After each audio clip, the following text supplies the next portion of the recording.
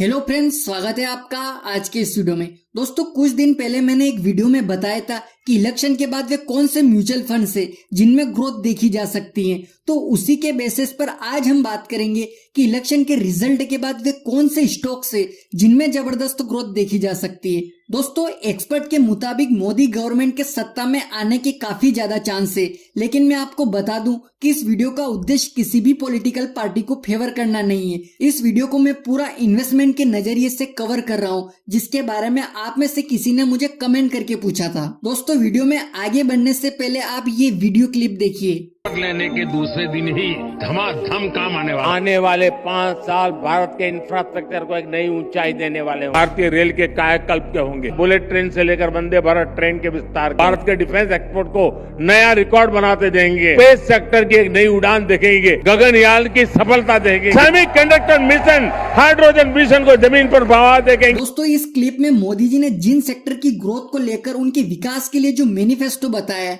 उसके आधार पर उन सभी स्टॉक्स के बारे में इस वीडियो में बात करेंगे जो आने वाले 5 सालों में जबरदस्त रिटर्न बनाकर दे सकते हैं। दोस्तों, अभी बीजेपी ने अपना मैनिफेस्टो जारी किया है और इस मैनिफेस्टो को एनालाइज करके एक ब्रोकरेज है फिलिप कैपिटल, उन्होंने एक रिपोर्ट बनाया और इस रिपोर्ट में बताया गया कि मोदी गवर्नमेंट अपने नेक्स्ट टर्म में manufacturing, export, MSMEs, employment, digital infrastructure, defence, railways, electric vehicles and renewable energy जैसे कई सारे सेक्टर के ऊपर अपना फोकस करने वाले हैं। और इनमें से ऐसे कई सारे सेक्टर हैं जिनमें ऑलरेडी वर्क हो रहा है, जैसे रेलवेज हो गया या रिन्यूएबल एनर्जी हो गया। दोस्तों, इंडियन इकोनॉमी की ग्रोथ डिपेंड करती है केंद्र की सरकार और उस सरकार की पॉलिसीज पर। तो उसके आधार पर कौन से सेक्टर और कौन सी पर्टिकुलर कंपनीज है जिनमें इन्वेस्ट करके आप बना सकते हैं 3-4 सालों में बेहतरीन रिटर्न। तो चलिए जानते हैं। बीजेपी के मैनिफेस्टो के अनुसार जो पहला फोकस सेक्टर है वो है इंफ्रास्ट्रक्चर सेक्टर। मोदी सरकार इंफ्रास्ट्रक्चर और रोड्स को लेकर काफी फोकस्ड है, क्योंकि इस मैनिफेस्टो के अनुसार 15,000 किलोमीटर के हाईवे भी बनाए जाएंगे,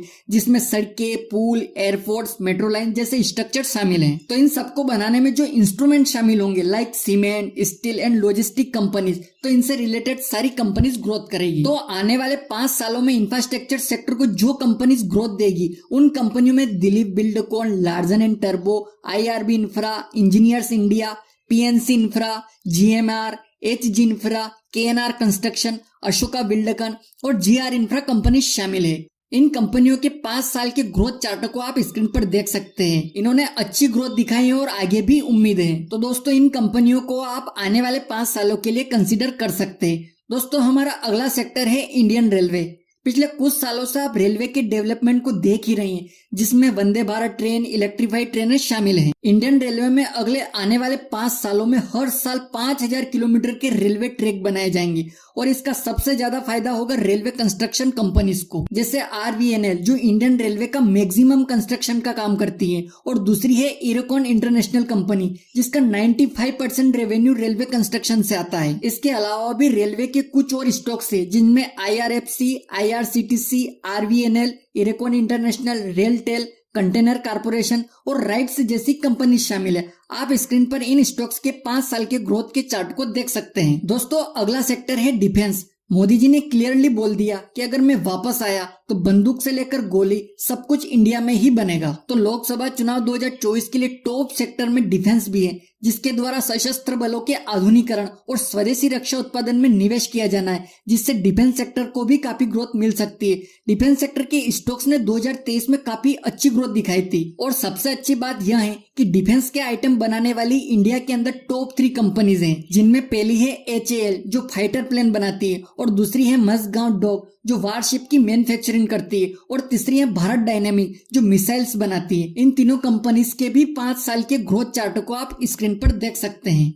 चलिए, अब अगला सेक्टर है सेमीकंडक्टर, जो सबसे ज्यादा ग्रोथ वाला सेक्टर है, क्योंकि आने वाले अगले 5 सालों में इंडिया एक लीडिंग सेमीकंडक्टर प्लेयर बनेगा। और इस सेक्टर की टॉप 3 कंपनीज है भारत इलेक्ट्रॉनिक्स, डिक्सन टेक्नोलॉजी और सीजी पावर हैं। इन कंपनीज के स्टॉक्स के 5 साल की ग्रोथ का आप स्क्रीन पर देख सकते हैं। चलिए, अब अगला सेक्टर है स्पेस सेक्टर। आने वाले 5 सालों में स्पेस सेक्टर भी ट्रेडिंग में रहने वाला है, और इन सेक्टर के टॉप स्टॉक्स हैं अपोलो माइक्रोसिस्टम, डाटा पैटर्न्स और भारत इलेक्ट्रॉनिक्स।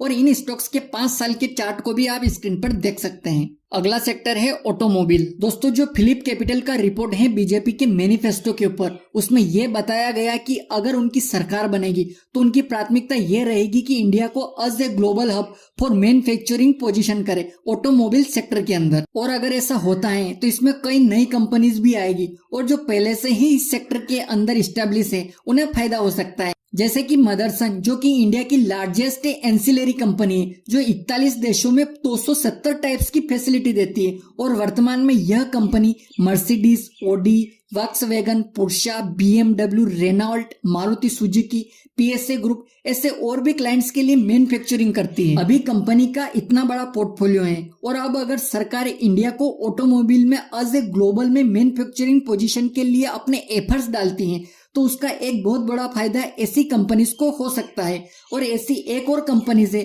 सोना BLW जो अभी Ashoka Leyland, Mahindra and Mahindra, Renault, Maruti Suzuki ऐसी कई सारी कंपनीज के लिए मैन्युफैक्चरिंग करती हैं।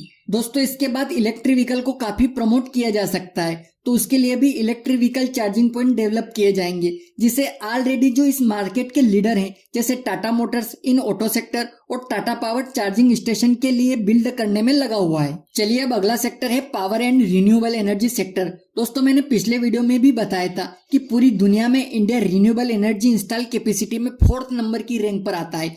2014 से लेकर 2023 तक इंडिया की रिन्यूएबल एनर्जी कैपेसिटी 300% तक बढ़ी है और सरकार का इस सेक्टर पर तगड़ा फोकस रहा है। 2024 में सरकार द्वारा नई स्कीम प्रधानमंत्री सूर्योदय योजना शुरू की गई जिसमें 1 करोड़ घरों पर रूफटॉप सोलर सिस्टम लगाए जाएंगे, यानी कि आने वाले 5-7 सालों में इस सेक्टर की ग्रोथ होने की पूरी संभावना है। अब power and renewable energy sector में काम करने वाली टॉप कंपनीज हैं KP energy, Adani green energy, Tata power, NHPC, SGVN जैसी कंपनी शामिल है। तो आप इन कंपनीज के 5 ईयर के चार्ट को अपनी स्क्रीन पर देख सकते हैं। दोस्तों हमारा अगला सेक्टर है टूरिज्म, क्योंकि भारत का टूरिज्म सेक्टर तीव्र गति से बढ़ने वाला सेक्टर है। जैसे अभी लक्षद्वीप हो गया, अयोध्या हो गया, ऐसे ही कई सारे प्लेसेस को आइडेंटिफाई किया जा सकता है और उनको प्रमोट किया जा सकता है। इसकी मदद से इंडिया में टूरिज्म को बूस्ट किया जा सकता है। तो इससे ऑब्वियसली जो होटल इंडस्ट्री उन्हें फायदा मिल सकता है और जो एयरलाइंस के स्टॉक्स है उन्हें भी फायदा मिल सकता है। तो इस सेक्टर के कुछ स्टॉक्स है जिनमें HLV limited, Charlotte hotels, Indian hotels, easy trip और IRCTC जैसी कंपनी शामिल है। बाकी और कौन सी कंपनीज हैं जो इंडिया में टूरिज्म सेक्टर के लिए काम करती है आप कमेंट करके बता सकते हैं। इसके बाद दोस्तों जो मुद्रा लोन है उसकी लिमिट को बढ़ाया जा सकता है। इससे जो पब्लिक सेक्टर बैंक है, स्माइल फाइनेंस बैंक और माइक्रो फाइनेंस इंस्टीट्यूशन है उनको फायदा हो सकता है। इसके अलावा एग्रीकल्चर सेक्टर में देखें तो फसल के MSP को बढ़ाया जा सकता है, जिससे जो ट्रैक्टर कंपनीज और जो NBFC कंपनी जो रूरल इकोनॉमी में ज्यादा काम करते हैं उन्हें फायदा हो सकता है। तो ये थे कुछ ऐसे सेक्टर जो इलेक्शन के बाद आने वाले कुछ सालों में ग्रोथ दिखा सकते हैं, तो इनको आप अपने लिए कंसीडर कर सकते हैं। दोस्तों अब इसका मतलब ये बिल्कुल भी नहीं है कि आप इनमें जाते ही इन्वेस्ट कर दे। इन्वेस्ट करने से पहले थोड़ा खुद की रिसर्च और एनालिसिस भी जरूरी है। तो अच्छी कंपनीज के मार्केट और बिजनेस और उसकी फ्यूचर में ग्रोथ को देखकर ही इन्वेस्ट करें। चलिए दोस्तों वीडियो अगर आपको पसंद आए तो लाइक कर दीजिए और अभी तक आपने VKD फिनोकेयर यूट्यूब चैनल को सब्सक्राइब नहीं किया है तो सब्सक्राइब कर दीजिए, क्योंकि इस चैनल पर आपको इन्वेस्टमेंट, बैंकिंग, इंश्योरेंस और पर्सनल फाइनेंस से जुड़ी जानकारी मिलेगी। दोस्तों मिलते हैं अगले वीडियो में किसी नए टॉपिक के साथ। तब तक के लिए जय हिंद, जय भारत।